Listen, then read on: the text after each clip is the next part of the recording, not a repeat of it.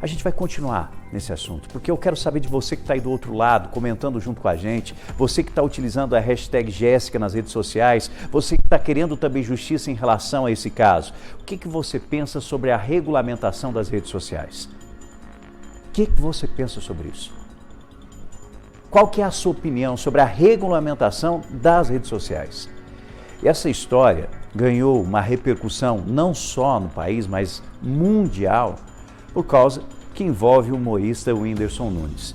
E o Whindersson Nunes, nessa publicação que ele fez, ele defende a criação de uma lei mais rigorosa, e uma lei com o nome dela, a lei com o nome de Jéssica Vitória. Após a morte dessa jovem que foi alvo de notícias falsas, de fake news. Acompanhe o que esse humorista, que já foi muitas e muitas vezes questionado, ameaçado, alvo de várias notícias falsas, ele mesmo já em seu perfil noticiou problemas que teve em relação a tudo que foi noticiado, problemas sérios de saúde por causa exatamente dos reflexos dessas informações e desses comentários que surgem nas redes sociais. Ele parou todo mundo e falou, gente, a gente precisa de uma regularização. Nós precisamos de uma lei, vamos colocar o nome de Jéssica Vitória para acabar com esse tipo de ataque, com esse tipo de notícia falsa. Olha só o que ele disse. Eu pensei em protocolar uma parada importante, me comprometer a acompanhar as investigações no caso, iniciar um movimento para ver se contribui para a gente criar uma lei chamada Jéssica Vitória, para aprimorar a legislação brasileira nesse negócio que está acontecendo agora, que é esse jornalismo não oficial, que isso é muito perigoso. Tem gente que tem muito seguidor e diz que não é uma coisa oficial, mas é uma coisa que impacta de verdade. Veículos grandes demais tem que ter um canal de atendimento, cara, pra gente saber até a qualidade do que tá consumindo. Tem que ser crime postar uma conversa que 2 pessoas não autorizaram. Viu só?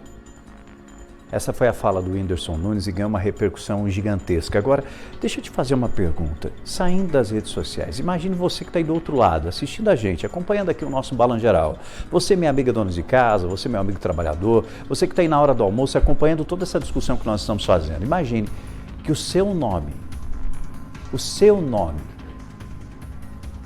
seja envolvido em algum tipo de notícia falsa. Que a sua foto, que a sua imagem seja publicada em algum canal de notícia falsa, falando que você fez isso, falando que você fez aquilo, que você conversou com esse, conversou com aquele. Você sabe o que fazer para se defender de tudo isso? Você sabe como agir e como a lei vai te proteger a partir do momento que você se torna vítima? Isso pode acontecer com você, pode acontecer com todo mundo, aconteceu com a Jéssica. Vamos entender melhor isso? Tarcísio Duarte ao vivo no nosso Balanço Geral, juntamente com um especialista em direito, para a gente entender que caminho, quem procurar, o que fazer a partir do momento que o nosso nome é vinculado a uma notícia falsa. Tarcísio, boa tarde. Oi, Rafa, boa tarde para você, boa tarde também para você que nos acompanha, boa tarde, doutor Adriano Parreira, nosso convidado de hoje aqui no Balanço para falar um pouco mais de um jeito que você entende, quais as leis existentes, o que falta aprimorarmos, para onde devemos caminhar. E vamos comentar ainda sobre esse caso da Jéssica, que infelizmente perdeu a vida lá na cidade de Araguari. Doutor, vamos começar pelaquilo que existe. Estamos falando aí sobre 2 crimes, né? Difamação e induzimento ao suicídio.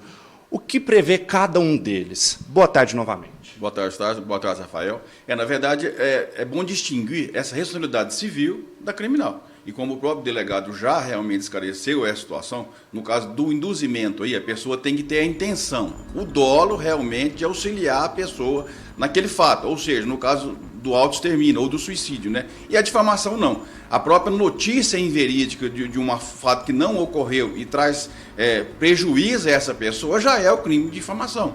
O crime de difamação, o crime de injúria, o crime de calúnia. E esses crimes, como o delegado esclareceu, a família representando, também vão ser apurados, evidentemente de forma distinta. Como o delegado narrou aí, ele vai apurar a priori realmente o crime mais grave, que é o crime de induzimento ou instigação ao suicídio, né?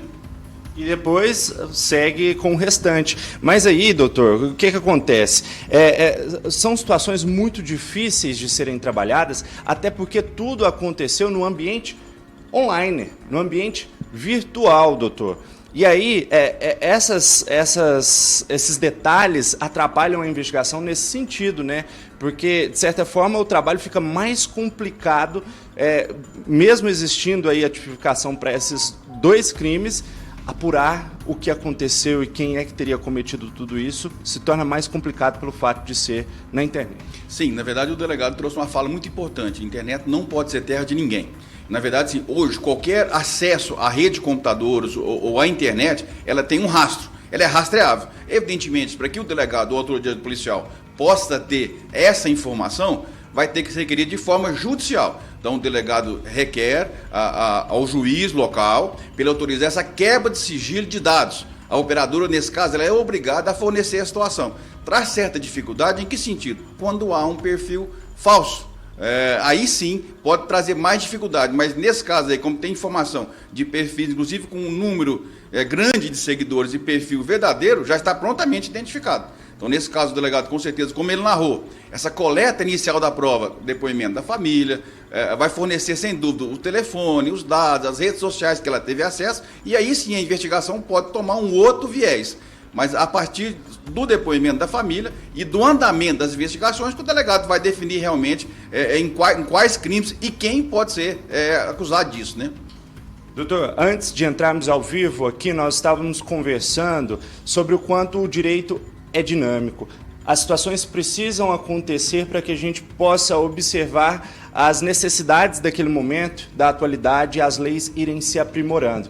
E agora, neste momento, a gente consegue perceber que diversos crimes que antes só aconteciam no mundo real, como, por exemplo, até mesmo estelionato, e agora a gente falando sobre difamação, induzimento ao suicídio, tudo isso acontecendo já há um bom tempo no mundo online, ou seja, nas redes sociais.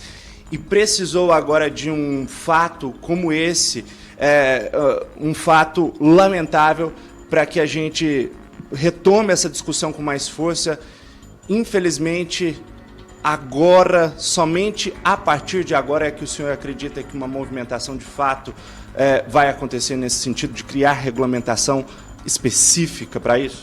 Sem dúvida. Nós viemos engatinhando na legislação de crimes cibernéticos, né? Nós tivemos a primeira em 2012, a Lei Carolina Dickmann, que é aquele acesso às informações onde foram divulgadas fotos, imagens que ela tinha no computador, imagens inclusive de nudez. Então a primeira legislação que surge é em 2012, ou seja, há mais de 11 anos. Tivemos agora recentemente um marco inicial da internet, que também não traz punição ou conduta, e por fim a Lei Geral de Proteção de Dados. Então, assim, é muito precária, ainda é muito falha e, infelizmente, aconteceu um fato triste dessa natureza, com essa gravidade, para que realmente chame a atenção da gravidade do que realmente passa pela internet. As pessoas têm sim que ser responsabilizadas. E a informação que se tem, inclusive, é de outra parte, de um jornalista que teria, inclusive, repicado essas imagens falsas. Isso sim tem que ser tipificado, eu acredito, de forma mais rápida possível para se responsabilizar. E principalmente no caso de pessoas que têm o dever de trazer a informação correta, que joguem de qualquer forma a informação sem mesmo verificar essa fonte. Então tem sim que responsabilizar nesse sentido. E aí a gente ressalta a importância do jornalismo profissional. Obrigado por nos ajudar a ampliar o debate aí. Dr. Adriano Parreira, advogado criminalista, falando ao vivo aqui no Balanço Geral sobre essas questões aí, a regulamentação, questões jurídicas, para a gente poder entender melhor esse triste caso registrado aqui no Triângulo, viu, Rafa? Exatamente. Obrigado, Tarso. Doutor Parreira, muito obrigado, gentilmente conversando com a gente, trazendo aí a sua contribuição nesse debate que é extremamente importante. Você que está nas redes sociais, fique à vontade para participar, para questionar e fique à vontade também para fazer um exercício. Exercício.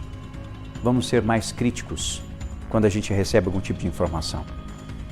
Vamos repensar e repensar e repensar em todos os comentários que a gente pode fazer, se esses comentários não podem prejudicar alguém. E mais, pode causar uma tragédia como aconteceu no caso da Jéssica. A gente vai continuar acompanhando todos os detalhes dessa investigação que foi aberta lá na cidade de Araguari e toda a repercussão desse caso, que é uma repercussão que não fica só aqui, mas é uma repercussão nacional, uma repercussão lá no Congresso, em relação a uma legislação mais ferrenha, principalmente para a regulamentação das redes sociais. A gente vai estar de olho, acompanhando tudo, repercutindo e atualizando você, amiga.